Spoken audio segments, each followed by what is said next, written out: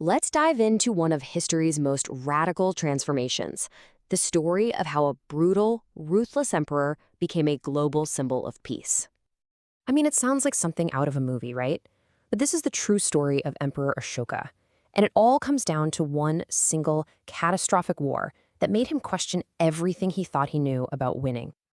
So, to really get this transformation, we have to go back. We need to meet the man he was before all this. Ashoka the Fierce.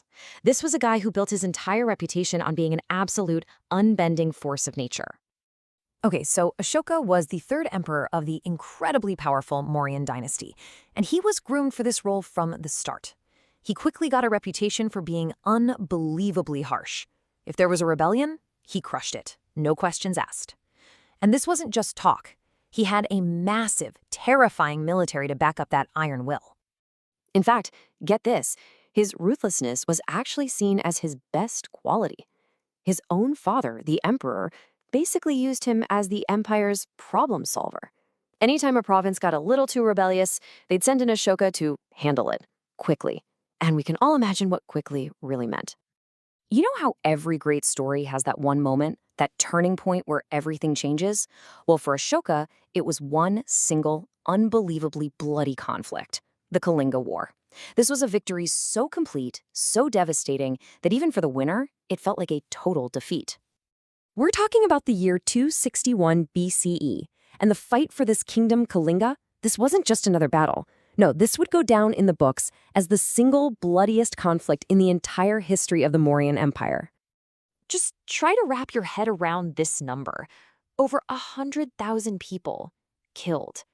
That's like the entire population of a modern city, just wiped out in one campaign. And the horror, it didn't even stop there. On top of that, another 150,000 people were captured, deported, their homes destroyed, their lives shattered. The scale of the human suffering was just unimaginable. This is the moment. This is where it all changes.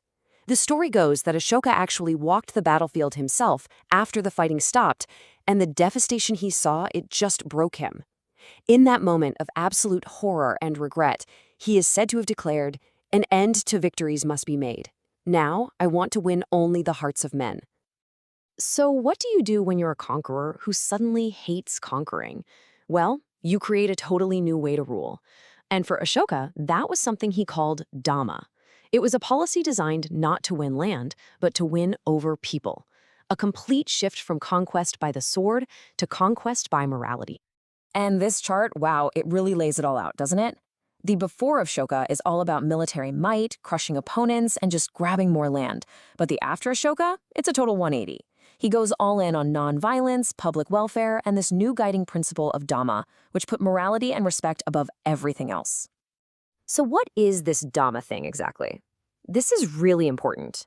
It wasn't a religion he was trying to force on everyone. Think of it more like a universal moral code. It was built on principles that pretty much anyone could get behind: compassion, truthfulness, and respect for everyone and everything. It was basically his blueprint for a good and fair society. Okay, but here's the big question. How do we know any of this is actually true and not just a legend? Well, Ashoka left us the receipts, literally carved in stone for everyone to see.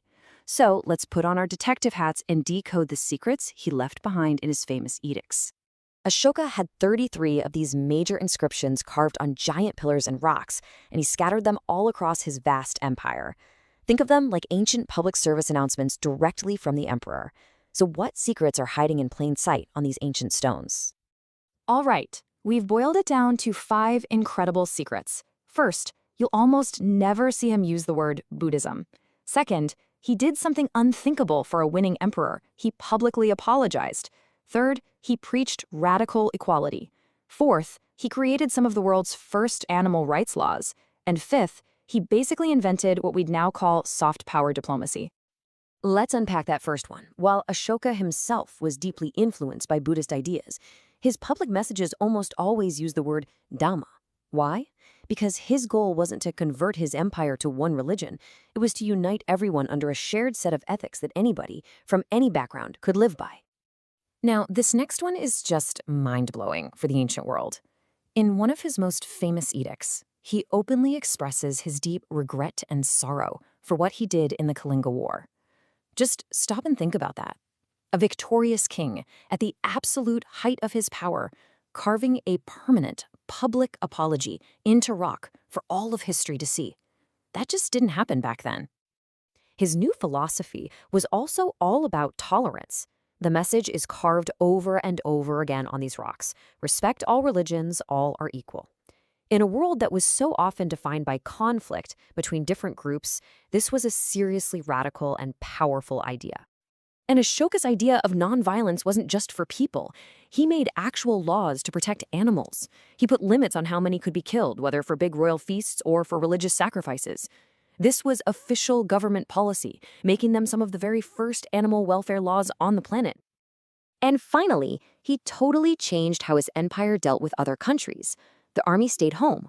Instead, he sent out what he called dharma envoys, basically messengers of peace, to kingdoms as far away as Greece and Egypt. He wasn't trying to conquer them with swords. He was trying to win them over with ideas. It's an ancient version of what we today call soft power.